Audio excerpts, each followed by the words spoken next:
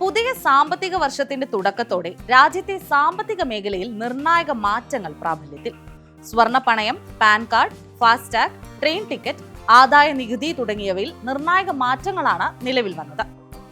2.5 ലക്ഷം രൂപ വരെയുള്ള വായ്പകൾക്ക് പണയം വെച്ച സ്വർണത്തിന്റെ മൂല്യത്തിന്റെ 85% വരെ വായ്പയായി ലഭിക്കും. 2.5 ലക്ഷം മുതൽ 5 ലക്ഷം രൂപ വരെ 80%വും 5 ലക്ഷത്തിന് മുകളിൽ 75% എന്ന പരിധിയും ബാധകമാകും. 3075 രൂപയാക്കി വർദ്ധിപ്പിച്ച ഫാസ്ടാഗ് വാർഷിക പാസ് നിരക്ക് പ്രാബല്യത്തിൽ വന്നു. ടോൾ പ്ലാസകളിൽ ഇനി മുതൽ ഡിജിറ്റൽ പണമിടപാട് മാത്രമാകും അനുവദിക്കുക. പുതിയ ആദായ നികുതി നിയമം പ്രാബല്യത്തിലായി. ഇനി ടാക്സ് ഇയർ എന്ന ഒറ്റ പ്രയോഗമേ ഉണ്ടാകൂ. നികുതി ബാധകമായ നിലവിലെ സാമ്പത്തിക വർഷം തന്നെയായിരിക്കും ടാക്സ് ഇയർ. എല്ലാ ഡിജിറ്റൽ പണമിടപാടുകൾക്കും 2 ഫാക്ടർ ഒതന്റിഫിക്കേഷൻ നിർബന്ധമാക്കി. സീറോ ബാലൻസ് അക്കൗണ്ടുകൾക്ക് ഇന്റർനെറ്റ്, മൊബൈൽ ബാങ്കിംഗ് അടക്കമുള്ള സൗകര്യങ്ങൾ ലഭ്യമാകും.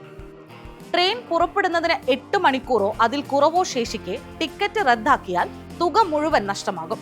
നിലവിൽ പുറപ്പെടുന്നതിന് 4 മണിക്കൂർ മുൻപ് വരെ റദ്ദാക്കുന്ന ടിക്കറ്റുകൾക്ക് തുക തിരികെ ലഭിച്ചിരുന്നു.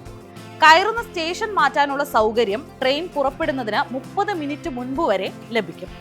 ഇതുവരെ ചാർട്ട് തയ്യാറാക്കുന്നതിന് മുൻപ് വരെ മാത്രമേ കയറുന്ന സ്റ്റേഷൻ മാറ്റാൻ അനുവാദമുണ്ടായിരുന്നുള്ളൂ.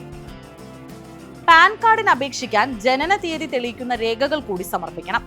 പാൻ ആവശ്യമായ ഇടപാടുകളുടെ പരിധിയിലും ഇളവ് വന്നിട്ടുണ്ട്.